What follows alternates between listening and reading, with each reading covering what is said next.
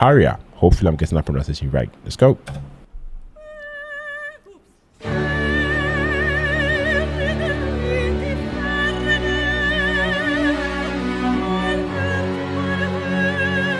hell?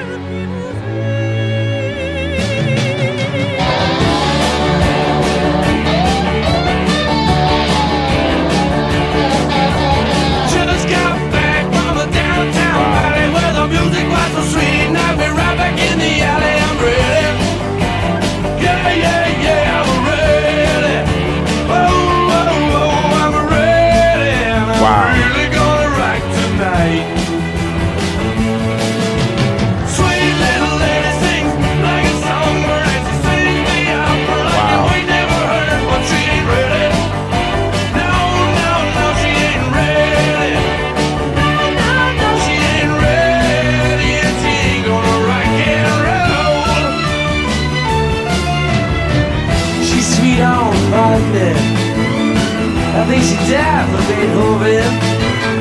She loves the way Puccini lays down a tune. The bird is always creeping from her room. Wow.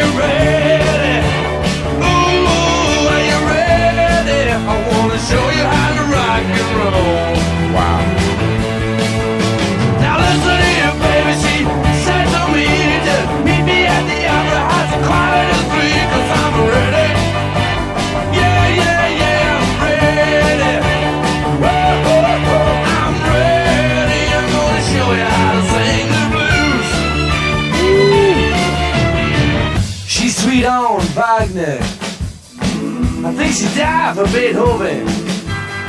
She loves the way Puccini lays down a tune. And bird is always creeping from her room.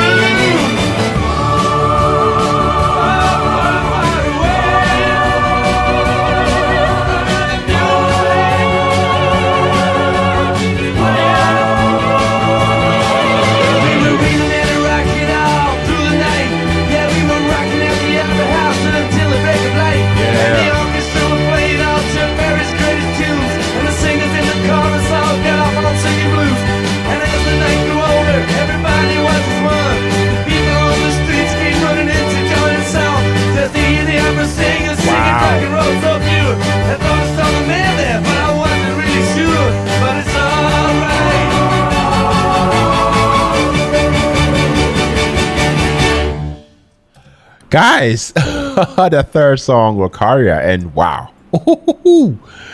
wow. Guys, after listening to this song, one thing, becomes, clear almost immediately. This band, they were never, afraid to experiment. The track, based on a few facts that I pulled up, was written and produced by Jeff Lynne, as usual. And I feel like it's a perfect snapshot of what made this band so unique in the 70s. Blending rock and roll energy with a bit of classical orchestra, in a way that feels ambitious but still fun. Right from the opening seconds, the song grabs your attention with an operatic sort of introduction. That operatic voice from soprano Mary Thomas, based on a few facts that I pulled up, definitely sets the stage for what's to come. The cool part is how quickly the track pivots from that classical style into a lively upbeat rock groove. It's almost like the song is telling a story through its sound. Classical music meeting rock and roll head on. Musically, the arrangement, definitely, classic ELO. The rhythm section, has that driving almost retro rock and roll, type of feel, whilst the strings and, the orchestral elements, float above it, adding color, and texture. Jeff Lynne's vocals, came in, with a bit of laid back sort of confidence, and he sells the playful concept of the song really really well, I must say. There is also a lighthearted tone throughout, especially in the lyrics, which definitely tells the story of a girl who loves opera but wants to dive into the world of rock music. I have to say what really really stood out in the performance is how well all the different elements fit together.